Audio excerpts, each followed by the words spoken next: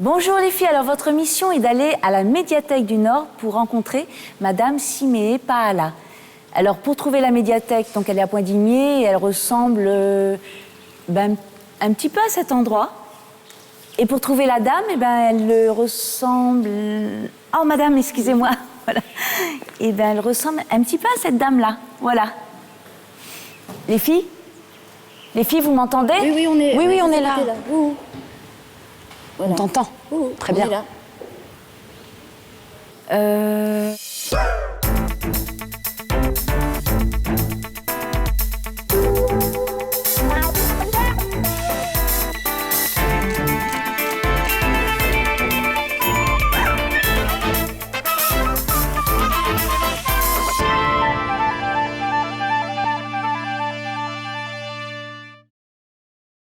Au sommaire de notre émission, direction Poindimié à la découverte de l'artiste Ili Poindipenda. Nous suivrons Déminé à la Villa des Arts à Dembéa pour Carpe Diem. Les dernières tendances sur le web dans l'œil du net.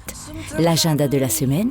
Mais tout de suite, allons à la rencontre de Léon Guatouti, jeune auteur, compositeur, interprète originaire des îles Loyauté.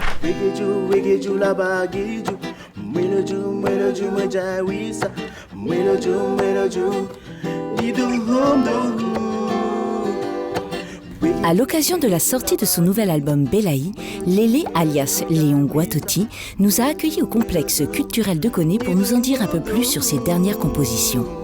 Guédjou, c'est le titre du morceau et puis Guédjou qui veut dire qu'il faut qu'on soit fort et courageux et persévérer dans tout ce qu'on fait.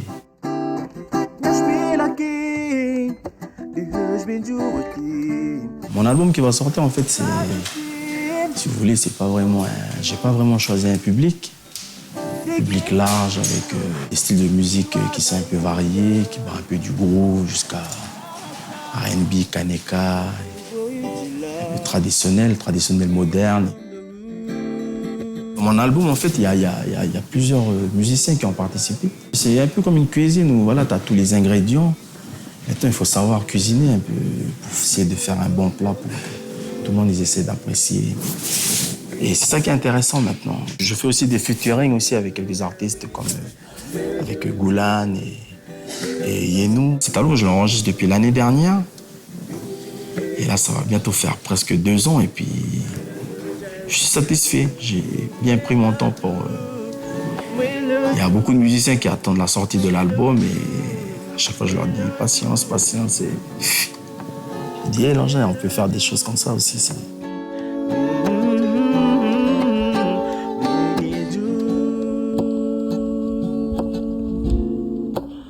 Un album au style musical métissé entre influences traditionnelles, soul, funk ou encore R&B à découvrir dès la fin du mois de juillet.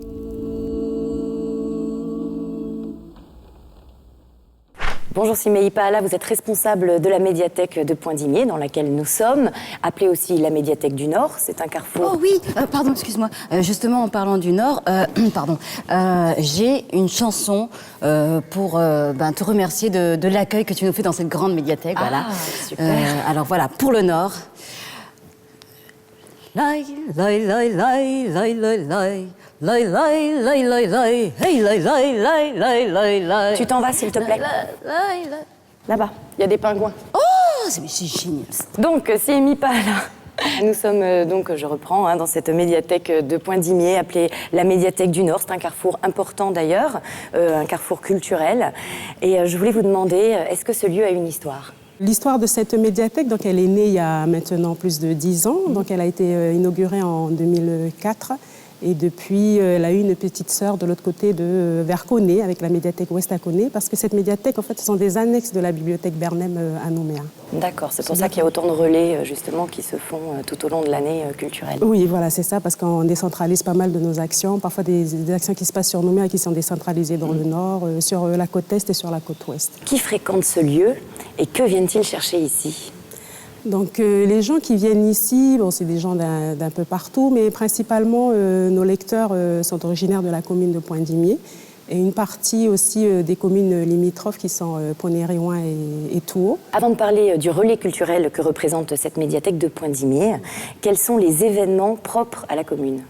Alors, il y en a plusieurs et je vais commencer par celui qui se passe en fin d'année mais qui est quand même incontournable dans Pointe-Digné. C'est le festival du film documentaire Enouambolo, qui est donc porté par une association qui est basée à Pointe-Digné. Après, il vient tous les 2 ans, bien sûr, le Salon international du livre océanien qui se passe également dans la commune. Et il y a d'autres manifestations qui s'y passent aussi. Par exemple, ce qu'organise la commune, comme font toutes les communes, c'est la fête communale qui a lieu également tous les ans et qui rassemble pas mal de personnes, la population du coup de Pointe-Digné, je crois, pendant ces événements-là. Même d'autres événements qu'ils proposent, mais que je n'ai pas en tête, double ou triple au niveau population. Bah oui, c'est très populaire et du coup, tout le monde en profite, les communes alentours aussi. Siméi, je vous propose d'aller à la découverte de quelqu'un d'ailleurs que vous connaissez. C'est monsieur Ili Poindi Penda et il est sculpteur. L'équipe d'Endemix est partie à la rencontre d'un artiste pluridisciplinaire qui a fait ses premières armes dans le dessin et le graphe. Il se dirige maintenant sur la production assistée sur ordinateur. Portrait. Je suis originaire de Pointe-Digné, la tombée de Titi. Moi, je suis un peu polyvalent. Je suis plasticien, je suis sculpteur, graphe, dessinateur. C'est grâce à mon père que je suis artiste. J'ai appris à faire la sculpture, dessin. Après, c'est moi qui ai évolué mon art après. La formation, j'ai suivi à l'école multimédia à Koné. On fait presque tout. L'informatique, sculpture, la peinture, Photoshop. Mon projet, c'est mélanger les arts. Je sculpte d'abord, je mets la peinture dessus. Après, je termine avec les graphes. J'ai commencé à aimer la sculpture à cause de Jackie. Lui, il a fait la sculpture, moi j'ai fait les graphes par-dessus. C'est joli à voir la sculpture avec les graphes. La sculpture, c'est un reposant de l'art Patidjemougui. Comme chez nous, à Patidjemougui, on tient toujours le clan de la mer et le clan de la terre. Si vous voulez en voir davantage sur Ili Poindi Penda, des graphes sont entre autres visibles à Pointe-Digné et l'une de ces sculptures est exposée au Centre culturel Pomemi à Koné. Siméi, bientôt vous allez accueillir... Oups, excusez-moi les filles, vous n'auriez pas vu Maïté? Si, elle cherche le pingouin. Ah bon? Ouais. Il y en a dans le coin? Il paraît. Où ça? Là-bas, là. Ah bon? Ah, c'est génial! Je suis épuisée. Donc, Siméi, la médiathèque de Pointe-Digné accueille des gros événements comme par exemple très prochainement le Festival international de l'image sous-marine. Alors c'est pas le seul événement de ce genre que vous relayez, que vous hébergez. Il y a d'autres rendez-vous, lesquels sont incontournables? Le Festival de l'image sous-marine, on a également une partie de la décentralisation du Festival de la foi aussi qu'on accueille. On a également le festival proposé par EPLP, du coup les incontournables Silo et Enouambolo. Et également, à la fin de l'année, la décentralisation du Festival du cinéma européen. On propose, par exemple, en début d'année, la fête des bibliothèques, une semaine autour de la francophonie. Après, il y a pas mal d'ateliers qui sont proposés, de projections de films, de conférences, au sein de la médiathèque, mais également à l'extérieur, la diffusion de spectacles. Vous parliez tout à l'heure de l'activité justement de la médiathèque. L'aspect culturel, certes, le volet culturel, mais en même temps, vous avez une vie associative qui s'articule autour de la médiathèque du Nord. Est-ce que vous pouvez nous en parler? Il y a beaucoup d'associations déjà qui existent dans Pointe-Digné et il nous arrive très souvent de faire appel à ces associations-là qui ont leur spécialité. Et du coup, on fait appel à eux soit pour l'illustration. Je peux citer par exemple l'association Graphine Nord qui regroupe les illustrateurs de la province Nord. Donc, ils nous accompagnent eux sur un concours d'écriture et donc d'illustration qui sont faits par les élèves de la province Nord. Et ensuite, il y a les mamans aussi qui nous accompagnent pendant la fête des bibliothèques. On demande par exemple aux mamans de venir pour le tressage pour pouvoir transmettre ce savoir-là. Elle est fréquentée quand même, cette médiathèque, par énormément de jeunes. Oui, par énormément de jeunes. Et puis, ils se sont appropriés les lieux. C'est un peu leur deuxième maison, on va dire.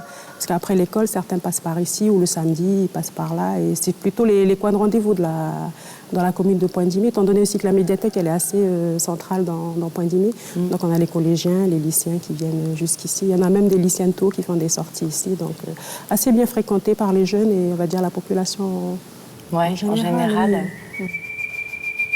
Qu'est-ce que c'est? Je sais pas. Mais qu'est-ce que vous faites? On continue l'interview, on cherche le pingouin. Mais il est parti par là-bas. Très loin dans le jardin, là-bas. Petit point. On va tout de suite retrouver l'exposition Carpe Diem à la Villa des Arts. Ça se passe cette fois du côté de Dambéa. Salut! Aujourd'hui, je vous propose l'exposition Carpe Diem à la Villa des Arts de Yves Gillet. Suivez-moi.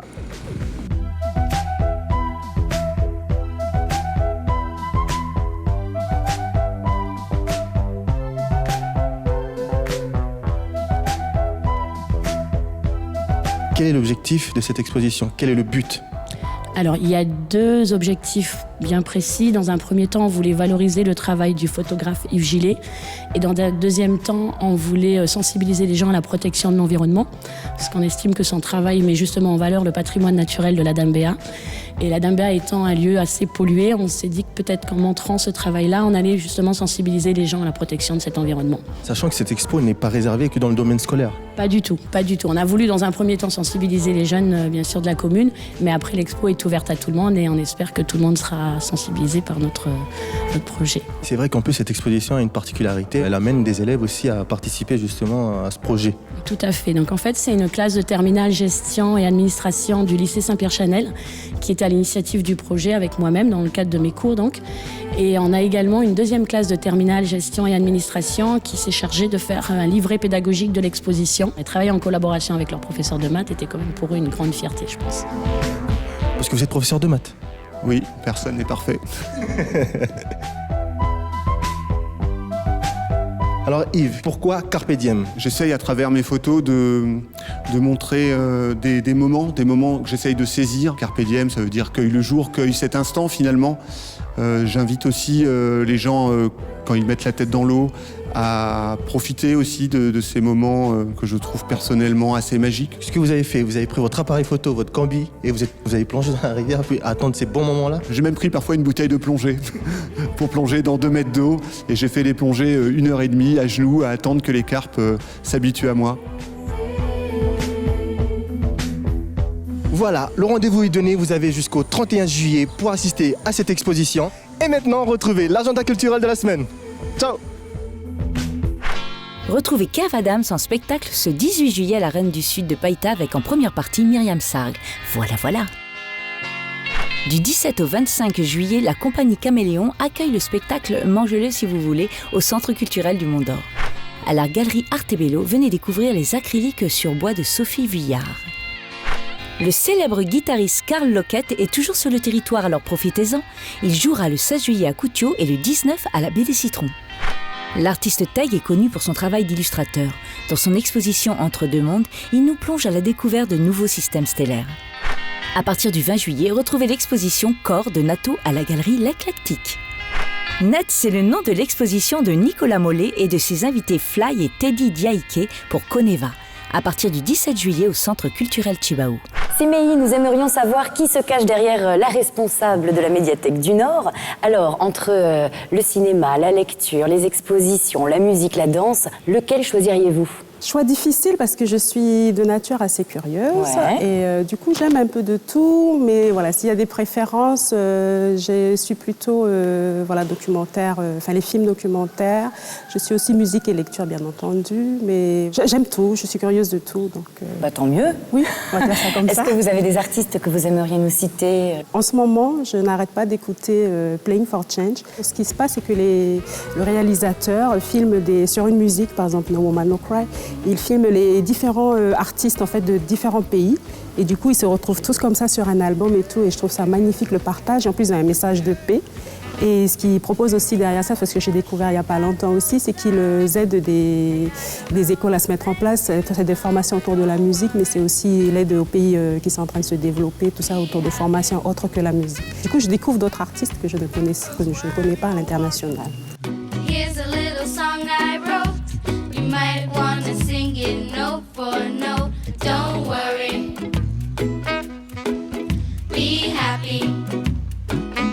On m'a dit que vous étiez un genre de collectionneuse, mais dans quel domaine ? En fait, je collectionne les livres d'histoire qui parlent de la Nouvelle-Calédonie. Je fais mes recherches soit sur Internet, où je vais, même sur les annonces ici au niveau local aussi, il y a des personnes comme ça qui vendent des livres qui ne sont plus édités, voilà, vraiment des livres rares. Je découvre du coup des livres qui sont édités en Nouvelle-Calédonie ou qui parlent de Nouvelle-Calédonie, je les retrouve aux États-Unis, au Canada. C'est éparpillé comme ça dans le monde et voilà, donc c'est une petite passion, mais... Ça élargit les recherches, en tout cas. Exact. Voilà. Qu'est-ce qui se passe? Non mais ça va, en fait, je gère super. Non mais ça va, le froid, tranquille. En fait, c'est de la grêle humide, donc c'est vachement gérable. Hein. Dans le Nord, on n'y pense pas, mais au final... De la grêle humide? Oui, de la grêle humide. Tu vois, ça ressemble à un peu comme de la pluie, quoi, en fait. Quelqu'un peut nous aider, s'il vous plaît? Non mais ça va, je gère bien. Faut se couvrir. Oui, bon voilà, c'est tout. Tu vois, une capuche. Couvre-toi. Va chercher Sam. Où est Sam? Mais où est Sam? Où est-elle? Oui, je vais la chercher. Va vite chercher Sam. Simei, quels sont les artistes émergents sur lesquels il faut garder un œil selon vous? Je pense là tout de suite là à Boagal. Je trouve que ce qu'il fait en musique et ses paroles, ils sont assez bien, enfin c'est bien recherché et tout, c'est assez, c'est un truc que j'aime bien.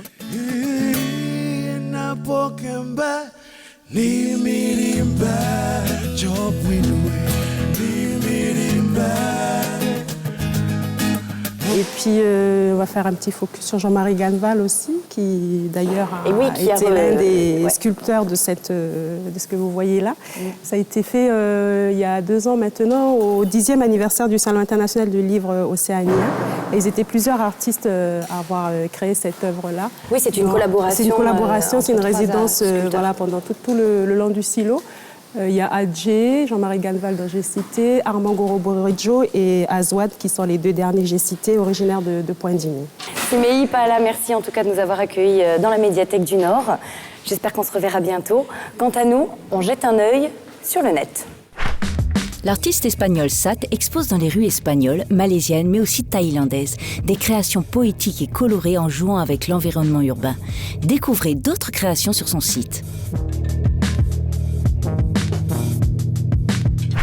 The Mute est une web-série anglaise minimaliste qui a pour règle un seul plan, 0 dialogue et aucun mouvement de caméra. Créé par Andy Lambert, ces films qu'il définit comme des comic strips reflètent différents moments d'absurdité, de paresse et autres traits de la vie moderne.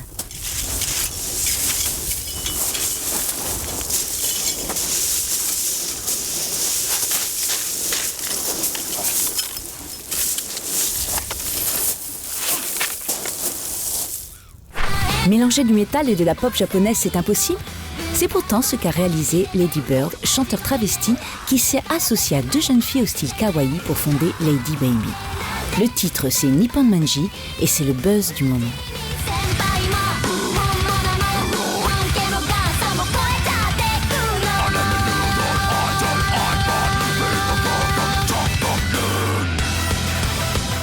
Alors les filles, ça s'est bien passé? Oh oui, c'était sympa comme tout. Elle est tellement gentille, Simei. Ouais, mais non, mais je suis pas satisfaite, non. Je suis désolée, on est dans le Nord, pas de pingouins. Je suis sûre que t'as pas bien cherché. Ah ouais? Ouais, c'est sûr. Quand même. Les filles? Oh, mais elle est trop sympa. Purée, mais c'est super ça. Bon, là, je fais quoi, là? Je parle à la caméra, je leur parle à elle, je cherche des pingouins. Là, il faut m'aider parce qu'il y a des jours comme ça, je m'en sors plus, quoi.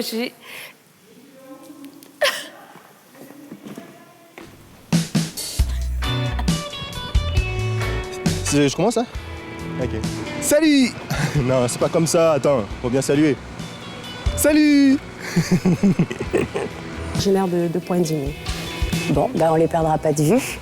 Et à propos de jeter un œil, jetons-en un sur le net. Ça y est? Ça va.